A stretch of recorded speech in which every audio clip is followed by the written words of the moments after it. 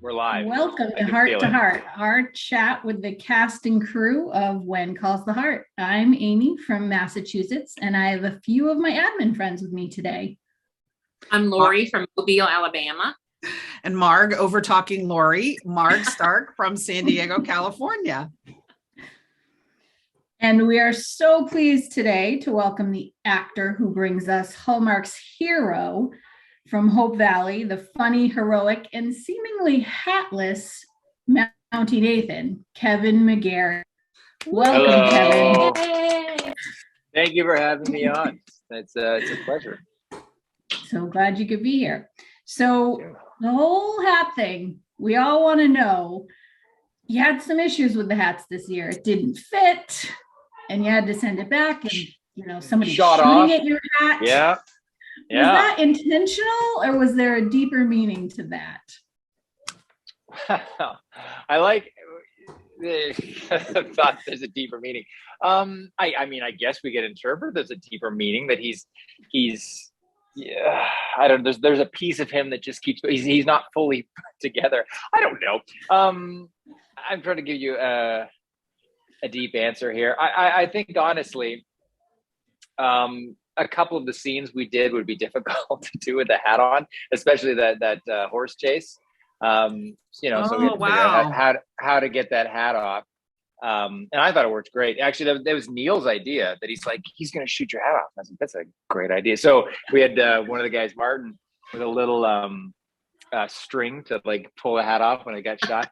And I thought it was a great idea. It just kind of became organically this kind of gag, I guess, that every time he gets a new hat, it does. Or the first time, I guess, Lucas gives it to him, it's trampled on. And I did one where I put the hat on, and Peter's like, "Don't put the hat on, it looks stupid." When I put the trampled hat on, and then there was a bunch of other gags we did that never made it into the final thing. Anyways, I think it was just something fun for us to do, play around with. I can't remember who we had the conversation. We talked to, I think, every director now, and then had weekly recaps with John. And I didn't, of course, not being in the industry, I didn't know that hats, of course, cause problems for the cinematographer. The director of photography is trying to light it appropriately, and that it can be a little bit difficult to work with. So I'm sure that's what it was. Well, yeah, I mean, that is part of probably what it was. It's probably the most cumbersome hats to deal with on the show. Right. And then you've always, taking it off when you go inside a building, and you got to kind of track, did you have it when you left, or was it on a horse, or is it in the RCMP office? So it does make it easier when you don't have to kind of worry about the hat. You and your hatless. There are pivotal moments, I think, when it's nice to have the hat on, like when he's on his horse and he's in his full Mountie getup. But you can even see, before I joined too, near, when Daniel Listing was the Mountie, there was slowly finding ways to get him in either civilian clothes or get the hat off, or he was the one that would kind of constantly have the hat on when he was or take the hat off when he was in a inside. And a lot of the time it's we got to light the face, or we got to, right, figure out your hat. The hat's just too big. So it is a big hat. I think technically that's another reason. Okay. Well, let's just dive into it. Hearties flooded us with questions when they found out that you were coming to Heart. So let's start at the beginning. After pivotal season 8, we gathered that you talked at length with John Tinker about where your character should go, what you want to see for Nathan in season 9. Julie Neve from France wants to know what was important to you for Nathan's story. Well, Julie, we're going to France in the next little while too. We're going to do a little trip there, so maybe it's more like a European trip, but we will be in France for a little bit. So amazing! It's in Paris, but anyway, it's great. I don't know. I can't. But yes, John and I definitely talked a lot. Even what is season 9 and 7, even 7 and 8, we talked quite a bit too. I mean, I've definitely wanted Nathan to start from kind of a place like a rebirth kind of place. And I think what was cool about this season, and for Chris as well, was this was the first season that both Nathan and Lucas, I think, could be individual characters that had nothing to do, with Elizabeth's story. Less for Lucas. I mean, clearly he's a big part of that story, but it was the first season where we could get, stories around them that had nothing to do with, with being in a triangle or being in love with Elizabeth Yes. Yeah. So I definitely wanted to kind of explore more of what Nathan could be. I thought it would be great. I mean, I have a lot of ideas and they don't always make it in, or, sometimes they'll take one years down I'll pitch an idea and then we do it like 2 seasons later. But one thing I really wanted, which didn't happen, I mean, and John loved it too. John's very great to, kind of shoot the ideas with back and forth. And ultimately the executive said no. But I wanted Nathan to lose being a Mountie. I wanted that whole thing with the death of the other Mountie to come back to him, and him getting, instead of going through that trial, I wanted him to get stripped of being a Mountie and kind of lose everything, and then have to build himself back up. And John was like, "It's a great idea." And then he sent me this. John's and Peter too are like encyclopedias of any TV shows that were in the 1950s or 30s. I don't know how far back they go, but. And he sent me this TV show where this guy ends up getting everything's kind of stripped from him at the beginning, and they rip the badge off and they take his sword and he gets sent out in the world, and he has to essentially figure out who he is without the badge or the Mountie and what's important to him, and then he kind of builds himself back up. I thought that would have been a great arc for Nathan, and then especially to at the end of the season he finds a way to become a Mountie again or whatever it is, but for him to lose everything and build himself back up. Now I think he got dealt the blow in season 8. So I think they were kind of wary about kicking him down even further. And they wanted to appease certain voices. So, it didn't happen, but we had lots of talks and we kind of got a little bit, so John kind of took that idea, I think, and we made it more about, with his trust being broken with Newton, getting in that accident. He had to kind of build himself up with, that way, and basically build itself up to the point where he gets to chase Spurlock and get revenge finally on Spurlock. So yeah, John's always great to talk to and come up with ideas with, but there's just so many other components in making a television show, and you have networks and executives and creatives and then time too. Maybe that story doesn't line up with another story they want to tell. So anyways, I talked so much, I forget did that answer the question? I don't even know where I am right now. Okay. So you want to say something, Martin? Well, I just wondered, are you happy with how it went in season 9 then? Yeah. I mean, of course, I think, and I've said this too in other interviews, that I think season 9 was the first season of kind of real unknown territory, and season 9 almost sets up more things than it answers, I guess, from past seasons. We really are in new territory now. Yes. And it can be exciting, and I think you have to do that in television. I mean, you can't constantly play to the ideas of what it used to be. It has to evolve, otherwise it's just the same thing over and over again. So this is season 9 was a very transitional season. Things were changing, and to John's credit too, I think one thing that I like, Alfonso did this too, but one thing is the idea that it's the narrative stretches out more through the entire season. Everything doesn't have to resolve at the end of every episode. We can go back, and pick up things that were in previous seasons. So yeah, season 9 was, I think was great. And I like some of the new relationships, and I kind of like the way, honestly, I like the way that Nathan has kind of become, to me, almost like the Han Solo of the thing. He's just kind of he's smirky. He knows what he's doing. It's not so much about, Elizabeth anymore. He's kind of his own guy. I like the direction it's going. And it's different too, because it's when I joined, Alfonso was very much the relationship he wanted to, at the time where we were going with certain things, the relationship he wanted to create with Nathan and Elizabeth was the bodyguard with Kevin Costner and Whitney Houston. Oh, He wanted wow. that was the way that he kind of foresaw that. And we were kind Okay. of playing that for a while, but you know, like creatives got shook up and things kind of changed a bit. But I like where Nathan's kind of sitting right now. It's kind of, I get to do a bit more of my personality in him. He gets to be more of a smart aleck. But yeah, I think season 9 is a transitional. I'm, you know, if we get it, who knows? Maybe we did. I don't know. But if season 10 happens, I think certain characters and ideas have been more defined in season 9. So we'll kind of see more of a through line with this new territory that we've created in season 9. Does that make sense? Yeah, that does. Okay. A lot of sense. And with Nathan's storyline through season 9, you know, at the beginning, clearly from that breakup mustache. Yes. And awkward jokes this season, Nathan was healing, dare I say it, that flouted heart. Flouted heart. I wanted to break up neckbeard, but they said no. I wanted a break up mullet and a break up neckbeard. Oh, and they said it was too Canadian, and I said whatever.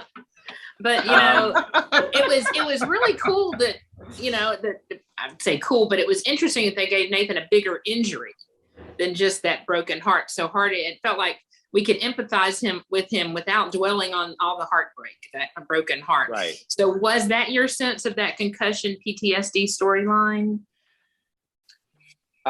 Sorry, what was the question? What was it that it was not it gave us, the audience, Hearties, a chance to empathize with you without dwelling on that broken heart, that flouted heart.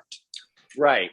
Which, I mean, is there regardless. I mean, I remember Aaron being like, I don't know how this is going to go. Cause like we're flying high in love in the balloon.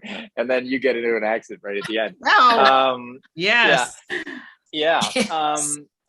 But ultimately, again, like going back to kind of what I was saying with the season 9, it opened up these parallels of, you know, Elizabeth coming to check up on Nathan, kind of being at his side, and then Lucas being there, and then them kind of forcing them to all be in the room together and kind of deal with this thing, you know, without saying anything, you know. And I feel that's kind of the relationship right now that Nathan has with both of them, that it's, and I like it too. I like, sometimes Hallmark can fall victim to this, and I like that John kind of doesn't do this, that it doesn't have to be so literal.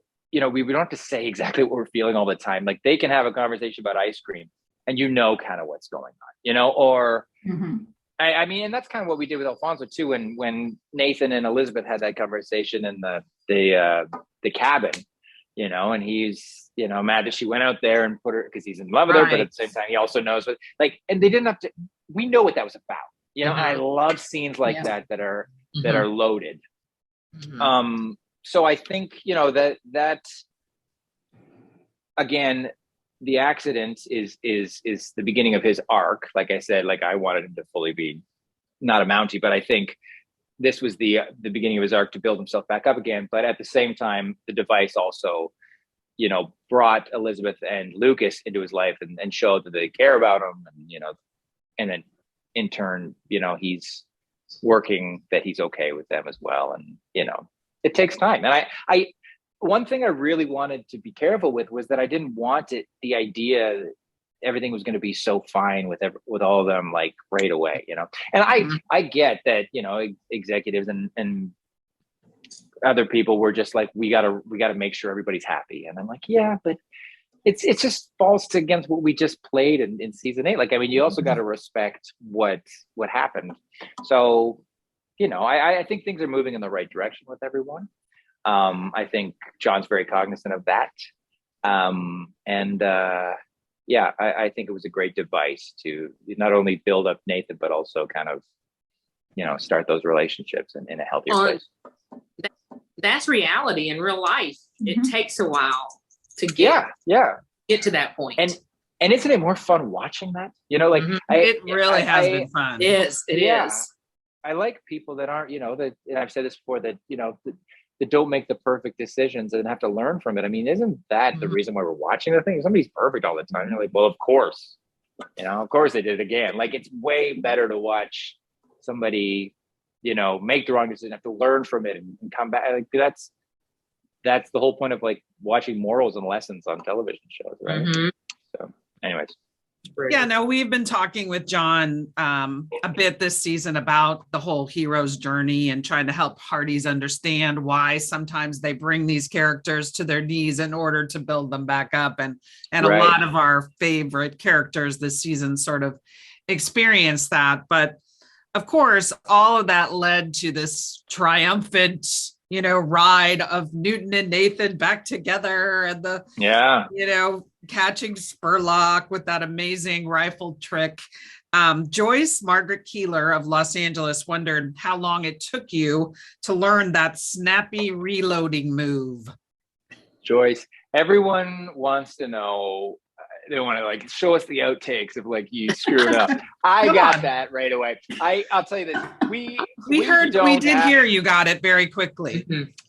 We don't. I mean, the show's great. I love it. I love working on it. We don't have the budget to. If I couldn't do it, like we wouldn't be like, all right, take it again, take it until you get it. It was like, can he do this? And I was granted they brought the gun in. I was working on it a few episodes before, but it wasn't like on the horse doing it. Like that was at that point, it was like, can he do it or not? They had me some of that's on a real horse, some of that's on a fake horse. Some like especially the shots like up close, right? Because how else would you get that? So a lot of it, and so one thing I really liked again this year too was they moved the camera a lot more. The camera styling was pretty cool this year. I thought Peter moved it a lot. Neil moved it a lot. So Neil directed that episode, and he was following us in the golf cart while the horse was chasing down the car. And I really like when they moved the camera and the action shots are going on. And they did it in the race. Like when Chris was riding that motorcycle, like he was on a trailer bed. So they put the motorcycle on the trailer bed, and then they drove the trailer, and the camera was on the trailer bed. So I mean, it looked like he was going whatever, but the idea of movement, I think, was used a lot more. And John also writes a lot where like these sweeping scenes of like, they're like a 5-minute scene, and we're kind of following a character, and then it turns and it follows the other character. And I really like that stuff too. It's just dynamic. Yeah. So go back to the Joyce question. I have, I had that down.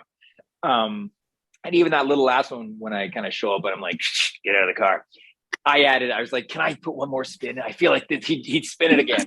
And Neil was like, I don't know, try it. And it worked out. So that was a lot of fun when they told me I would get to do that. And John sent me the videos of John Wayne.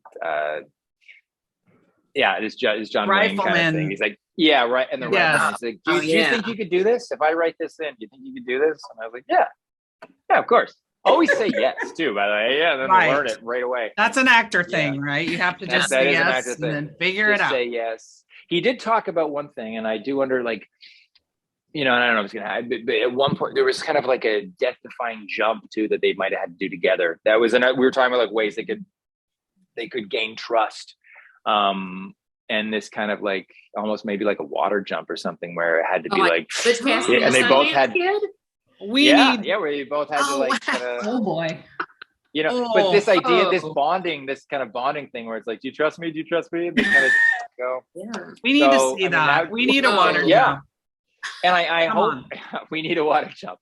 Hashtag water jump. I hope moving forward that they look at how well that worked out, and that they do take time to do more actions, because especially for the Mountie stuff too, I think is so you want to see this guy in action, you want to see anyway. I think the horse storylines throughout the season have been wonderful. I think seeing more with the horses has been, and it's also we're moving into that industrial age, and I think Hearties still want to preserve, as we move into the roaring 20s, sort of, that we still want those longer skirts, and we still want the horses, although we love the Model T too. So I don't know. And honestly, I think that's Nathan's mantra or almost reason to be in the show is he does represent that older world. Exactly. And I mean, and that was the difference between Nathan and Lucas. Like Lucas is the new world, he's new money, he's like, this is the way things are going. Right. And Nathan is more conservative and holds on to the idea that these are the things that are working,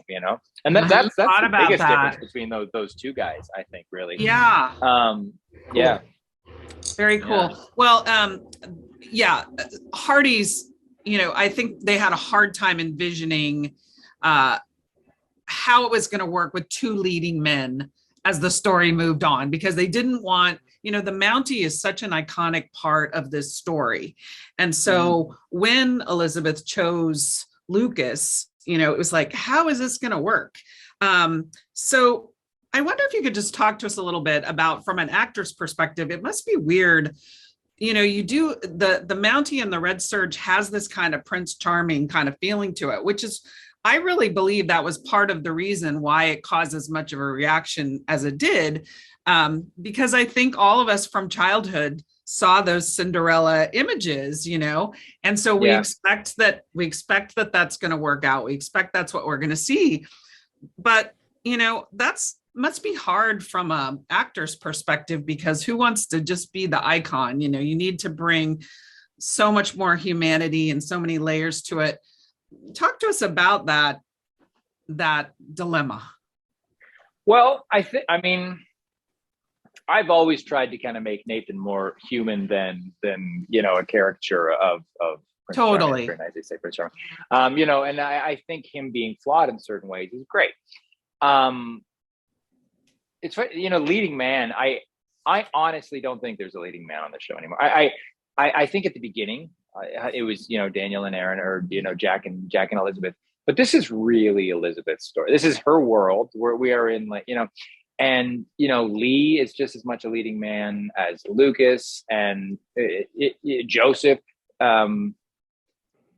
I would say it's an ensemble show, obviously. It really is. Yeah, it really is kind of has turned into this ensemble show where there is so many characters on the show. There are.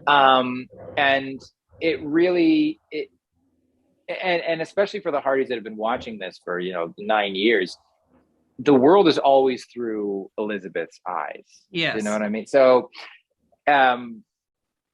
it wasn't, I never looked at it like there's two leading men, or there's two, the person that doesn't get picked, or the person that does get picked is going to be like this leading man. It's just, it's how it's going to affect the story being told through Elizabeth's eyes. Yes. I honestly think, and I don't know why they didn't do this, when they were kind of talking, when the bomb went off in season 8, why they didn't, and they were like, it's about it's a show about a Mountie and a teacher, and a Mountie and a teacher. And if I was, if I had any say in how to advertise a show or write or whatever, I would have said it still is about a Mountie and a teacher. It's just in this one, they can find each other as friends. Like they both have, it still is about two people trying to make trying to do the best thing for the town and help the town as they can. One's, nurturing young minds, and the other one's kind of protecting it from evils.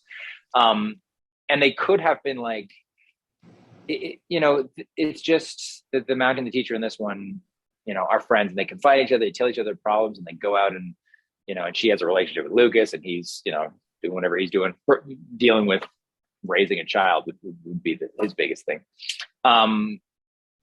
But it's just the dynamic changed. Like it's still kind of the same thing. It's just the dynamic changed. Right. That's how I would have answered. I don't think I ever got answered like that. But yeah, to go to your thing, it is a challenge sometimes.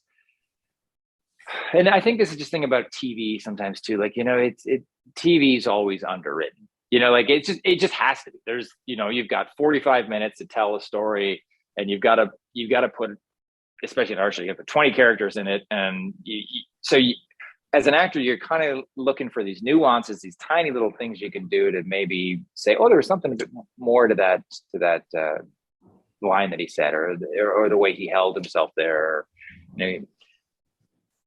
I think as an actor, that's what you look for in TV, just ways to kind of round out these characters. But yeah, I hope he doesn't come across as like a caricature at all. I hope.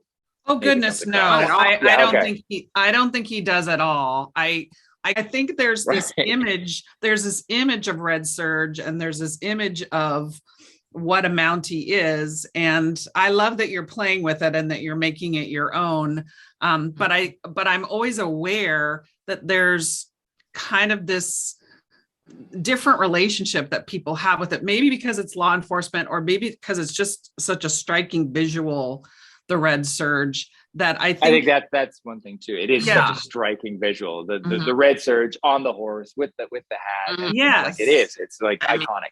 Yeah. when Yeah. you see Daniel Lissing riding in on that horse in the first scene, it's like, oh, it's very arresting. And of course, you know, when we first saw you walking into town, you know, and all of that, it's very interesting. So Well, what was interesting is when he came into town, he wasn't in the Red Surge. The first scene, you're in that your is suit. I got true, arrested. right? You were at Getting the himself bar. arrested, you know. At the So- saloon. Yeah. Different journey stated Yeah, that right is there. interesting. Yeah, I guess I was think that was thinking of the scene. Alfonso's surprise too, to be like, well, he's the Mhm. Mountie. You've thrown the Mountie in jail. Right. Yeah. That was but- funny. Funny stuff. Yeah, I think it is such. I mean, the Mountie is such a symbolic, part of that show that Right. we'll never see that go. It will. I mean, whether we play around with the hat or not, and like I said, sometimes it has to do with, moving a story forward, or just having some fun, or lighting. It could be Yeah. just a technical thing, but Mhm. we're never going to. And I'll make sure. We'll never Right. take apart Absolutely not. the uniform. There's no Right. room for that. The hat will always be there, whether Right. it's off. at Right, certain right, times right, or whatever. right, And yeah. that's just TV. As scratchy as it is, as hard as those boots are to get on and Oh, off. Honestly, that surge, I don't understand. In the summertime, it's too hot. In the wintertime, although I got a coat this year. They gave me. We noticed. Yeah. The Felt good. Navy There was coat. Felt good. considerable debate about whether that was a robe at one point. Yeah. A bathrobe. I don't know. He was in the bathroom and he came. No, yeah. Threw it on, walked out the Like, door. am I missing something? No, that Barbara showed me that. She's like, I think I found you a coat or whatever. It's great. It's pretty close to the thing. So yeah, Sure. we went to the Mountie Museum, the RCMP Museum in Saskatchewan this year, and the different color tunics would be fun to play around with too. There was green, there's blue. Really? Oh, wow. Yeah, Mhm. yeah. So it'd be Huh. fun to kind of just look into changing some stuff. I hope, moving forward, if it does, that we get to see more of that, of maybe looking into the RCMP, because Brian Burns, I've read he said it before, where it's like we're kind of in a fantasy world, and that's great. I mean, it is. Yes. It is. Totally. But at the same time, it'd be nice to put some historical authenticities in it. And honestly, that was the start of the mustache. I was like, I feel like this would be an authentic thing. Like this, for all the you read sometimes like, oh, they're not authentic anymore. Someone's got longer hair. Blah, blah, blah, blah, blah. And I was like, I just feel like, let's try to honor some historic kind of stuff. And you put it on, and it was like, I hate it. you gotta get rid of it. Well, Again, your John friend, was on board. your friend Chris McNally gave it the big thumbs up early on in the He season loved when we it. spoke to it. Yeah. He loved it. Yeah. Yeah. So. Well, thank you, Chris. And That's what matters. I wish you had more say than you do. But it would be fun, and I think I would love, if it moved forward, to do some RCMP stories with like the First Nations people that would be around that area, because I think that'd be a great story. Maybe, especially right now, I don't know if you guys know what's kind of going on in Canada right now, but there's a look into kind of how things were dealt with back then. Mhm. There could be some kind of reconciliation story we could do, or something that would be kind of bring eyes to that. Would be great. And I think it would be great to do with the RCMP, because that was I think that'd be beautiful, and so in keeping with Jeanette Oak's books, because they were very much about that. So Mhm. So going back to Chris McNally, Marianne Of course. Lou from Holly Springs, North Carolina, was wondering if there is a season 10, how do you see Nathan and Lucas's friendship progressing going forward a little bit more? Oh, well, We got one more episode, right, for this season. Sunday night finale. So they have some stuff in the last episode. So I mean, I don't want to say anything right now because we got to see what's going to happen in the last episode. Okay. You can watch the last episode, and there is it's not just all about this, but there definitely is a dynamic of that triangle again in the last episode that we kind of see. So I mean, I can't really answer your question because you don't know what I know yet. Okay. So, yeah. Oh boy. Okay. I see it going in an interesting place. Let's say that. To be continued. So Marianne's question will be answered next weekend. Yes. Yeah. She can answer. Yeah, she'll watch it and be like, "Oh, this is what She'll say, we'll make sure to remind her to tune in. Yeah. So she watches. Tune in, check it out." Yeah. All right, so now we're going to switch gears a little bit more. So this season, we've seen Nathan be really resistant to this whole idea of driving a car, and he's still really attached to the horse, and Hearties are attached to the horse, so that's okay too. But we have Charlene Lee, who wonders if Nathan might turn into a gearhead, because we've heard from other cast members that you, Kevin McGarry, can often be found hitching a ride on all the different vehicles in Hope Valley, and golf carts and Model Ts and motorcycles. So, what are we going to see Nathan maybe start to move into the vehicles, or is he sticking with his horse? Well, I think as an actor, I have always been, I remember being like doing theater back in the day, and I would touch every prop that was not mine. I just had to play with everybody's prop. So I think that kind of just snowballed into me getting in everybody's vehicle in the show, or hitching a ride on the little golf cart that drives around, or the little motorcycle. I would love. I ride motorcycles, and I would love it if Nathan got to ride that motorcycle.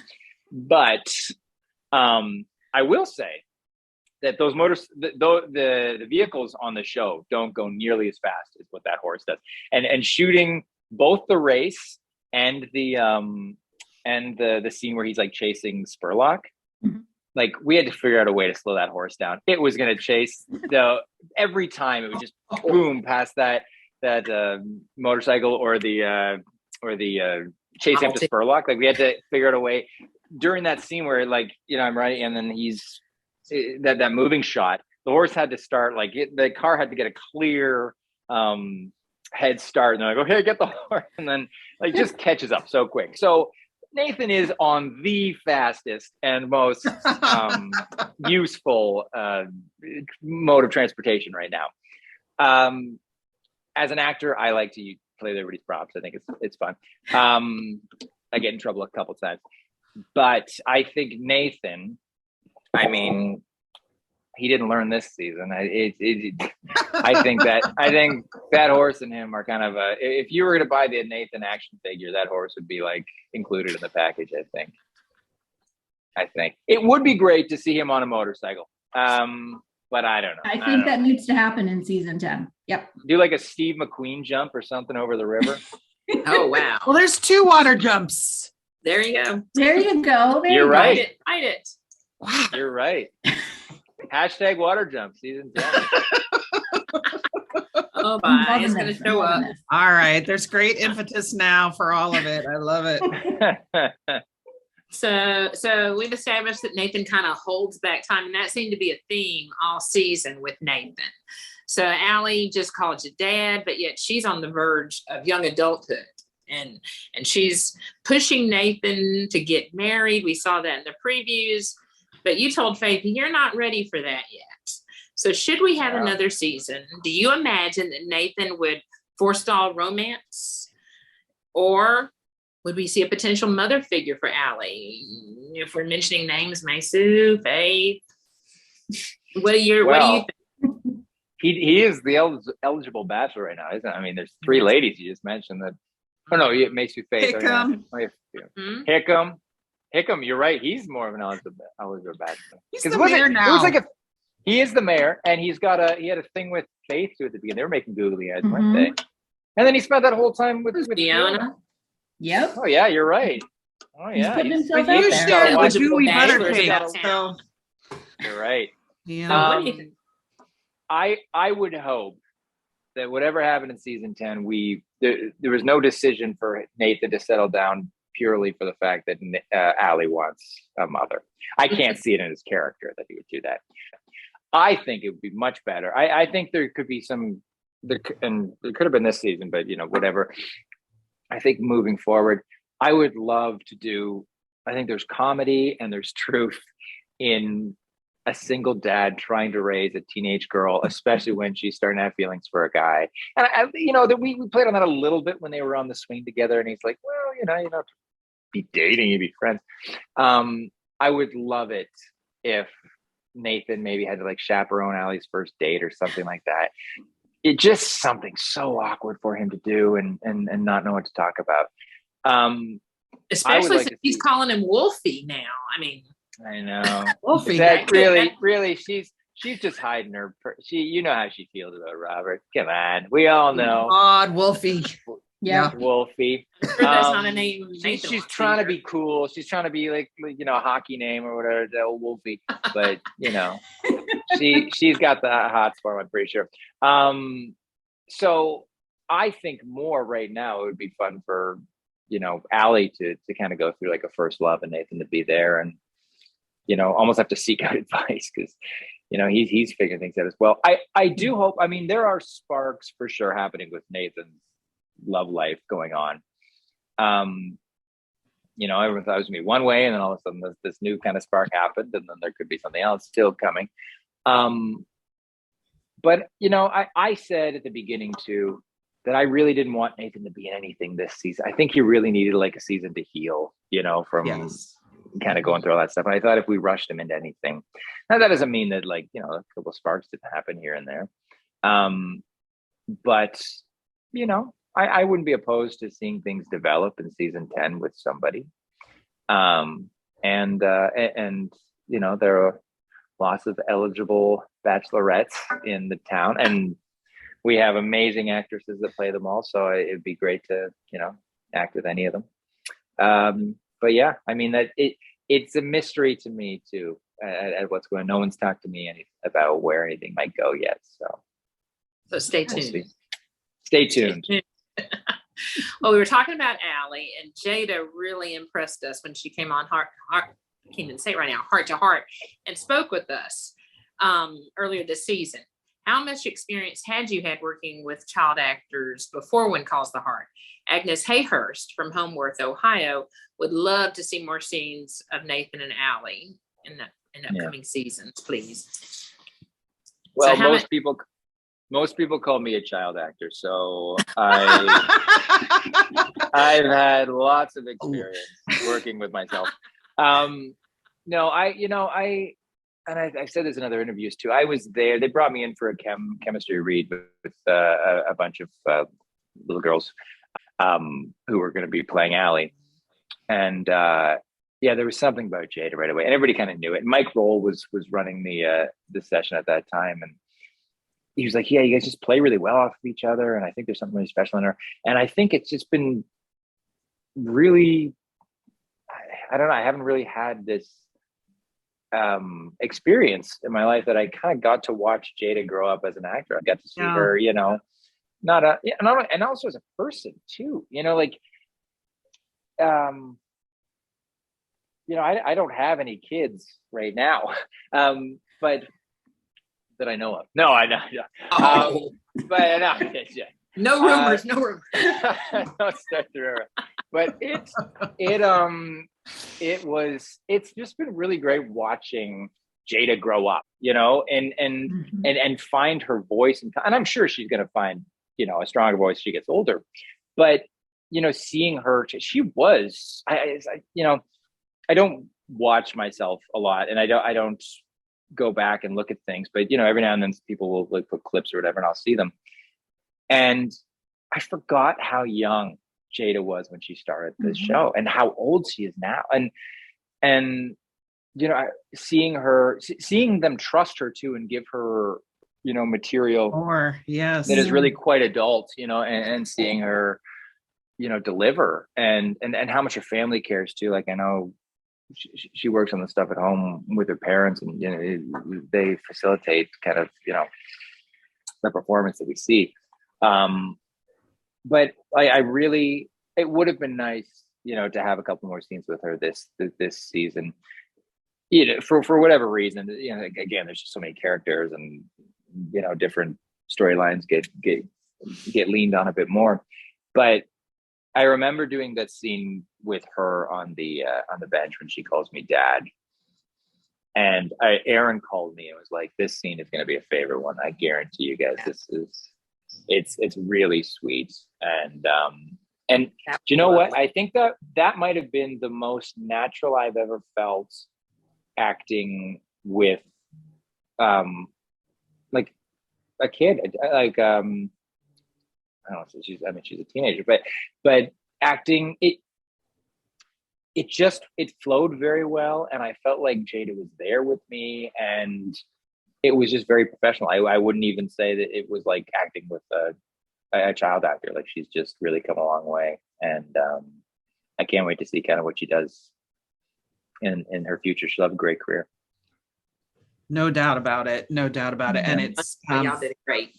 Yeah, it was such a beautiful scene. I think it totally came across that comfort, and we felt that too. You specialize in dad jokes, and we just so needed the laughs this year. I mean, from that little gopher-like little spoon eating that ice cream in what was then the infirmary, to the look on your face when you were getting the driving lesson. I mean, it was so much fun. My mom calls. She's like, "That is you, by the way." When you look that is 100% you. And that was, and Aaron and I, we really weren't in too many scenes before that, and I was like, "Oh, this will be fun. I think we should like lean into the comedy and on what this would be." And Peter even told, he's like, they had a blast editing that scene with you guys. Kind of, it's.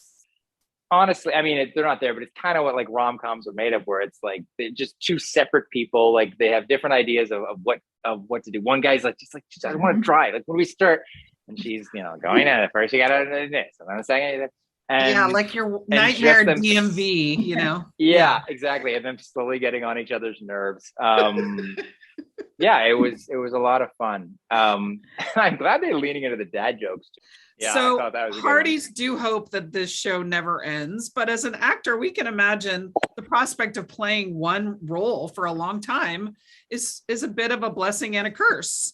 Deidre Stats of, I want to make sure I pronounce this correctly, Nanaimo, BC. Oh yeah. Yeah, because just a little secret, the admins are obsessed with Nanaimo bars. We had them for the first time at the Hearties family reunion, and I can't believe they sell them at Costco. I mean, it's like, so anyway, I can't believe it's the birthplace. It's just over there. Like, I mean, right there. It's on Vancouver Island. Yeah. So Deidre Stats wants to know, what is the biggest impact that When Calls the Heart has made on your life or your development, either personally or professionally? Wow. In 2 sentences or less. Yeah. Well, I mean, I don't know if I knew. I didn't know how much of a challenge I think Nathan Grant was going to be coming onto the show. I'll say it, I didn't know about the show before I joined it.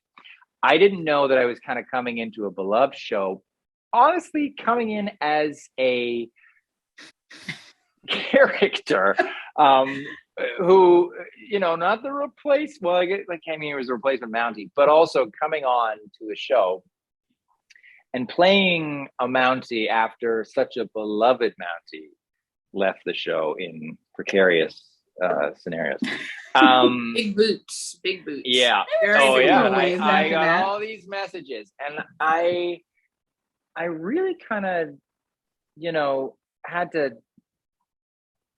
turn away from all that stuff to make sure I didn't want to. It was important to me to not play the same idea, and I think that was also, and I think there was a hope maybe at the beginning that it's like, oh, this, usher this one person, put this other person right back in the place, and we'll just continue on with it. So it was really important for me to find a different way to do this. And even saying that, if it went Nathan and Elizabeth getting together, it would have been on such a different, they would have found each other in a different way than the usual courting. Mhm. They would have had to, because otherwise it would have been the same story, right? So, I read the stuff sometimes too, where they're like, there was no chemistry with them, or I didn't agree with that at all. I just thought it was a different way that they were going. They had similarities and things in common, and they were finding each other in a different way. One of them was more broken, or maybe they were both broken and they needed each other, but it was going to be in a different way. And this was, to go back to the question, it was a challenge as an actor to kind of come onto a show and essentially kind of create this new dynamic after the old one was just kind of ripped away. And I get it. I get the scenario of how that happened. It was just like, they're married. Oh God, what happened? And we're into a new series, and there's two new people. So that was a challenge to do. And it wasn't just me too. I mean, that was an ensemble thing. Chris came in and Kayla came in, and I think we did it too. I mean, I think that, the ratings were up. A lot of people were watching, and again, not just me, that was the writers and the other actors. So I've never been part of anything like that before. And, that was kind of a testament to just kind of keeping your eye on the prize and not kind of letting the outside noise get to you. So that was a good lesson that I learned from this thing. I always wanted an emphasis on story, and I wanted an emphasis on relationship and humanity and truth. And I think for the most part, I got that, or, I was allowed that. And, it kind of worked out. I feel like, we kind of helped the show usher itself into a new era. I always learn as an actor, I mean, being on anything, that we have copious amounts of amazing actors on that show. And yeah, I learn something new every time from, every scene partner I have, whether they're just a guest star that comes on for, a little, who I really liked, that was, everybody, but the guy that played Allie's dad, Donovan, that guy's always all right. He was such a funny guy. And then he could turn on being that just nasty dude. And he was great. I really liked him. I wonder if we'll see him again. Yeah. Oh, who knows? He might be back. Who knows? But you've got a wealth of experience with Jack, who's been doing TV, since he was 4. I don't know. I didn't go back, but a long time. Kevin's really grounded, really strong. The subtleties that Chris has too is really great. Aaron, who's Juilliard, Pascal's great. I mean, even Kayla, watching her kind of, just everyone's just so good on that show, and it's really, and I mean everybody. I feel bad that I didn't say everybody's name, but I really think everyone's fantastic, and I learned from them. And being part of a show that moves at such a fast pace, for whatever restrictions that we have, it makes you a better actor, I think, too, because you have to kind of go with it and make quick decisions. So yeah, I've learned. I have a wealth of experience from this job, and whatever happens after it, I'll definitely take a lot of this. This will always be part of me, and yeah, I'm very grateful for it. It's super interesting, though, that you say that you maybe, I don't know that anybody going into this show could have, even if you had kind of read about it and, familiar, I'm not sure you could grasp the enormity of what you were stepping into. And it's probably good in some respects that you didn't know. Yeah, I think so too. I think that's a good lesson to move forward to. Again, like what I said, that it's just, know your job and do your job and do it well. Focus on the story, as you said. And forget that white noise that's around you. I mean, there's nothing you can do that's going to change that. Right. So just focus on the story and act the part as well as you can. and then that's it. That's your job, and then move on. If you're lucky to get another one. So yeah. Love it. We have sure enjoyed watching you as Nathan and watching you do this wonderful job. We have enjoyed it so much. And thank you so much. We're so grateful for you joining us today on Heart to Heart. Oh, well, thanks for having me. Hearties love their Mountie, and they always want them to be front and center. And we hope that season 10 renewal comes quickly. Please, please, please, please. And that only one episode left. Only one episode left. So it's got it. Yeah. I know. And we just hope that there is so much more in store for all the layers that you bring to Nathan's character. Oh, thank you. Thank you so much. Yes. You're a beloved character. And we know from those previews that we've seen that Nathan, Bill, Faith, all the firefighters, all the first responders in Hope Valley are going to figure prominently in the season finale on Sunday night. And maybe even give us a hint about Nathan's possible maybe romance and prospects to come. So maybe. We hope so. We all love a good romance. Hearties love a good romance. They do. So Hearties, tune in this Sunday for Red Surge Heroics, awkward jokes, and all of Kevin McGarry's finest moments. Sunday night, 8 p.m. on the Hallmark Channel, and on Twitter using the hashtag Hearties and hashtag all in for season 10. Bye-bye. Bye.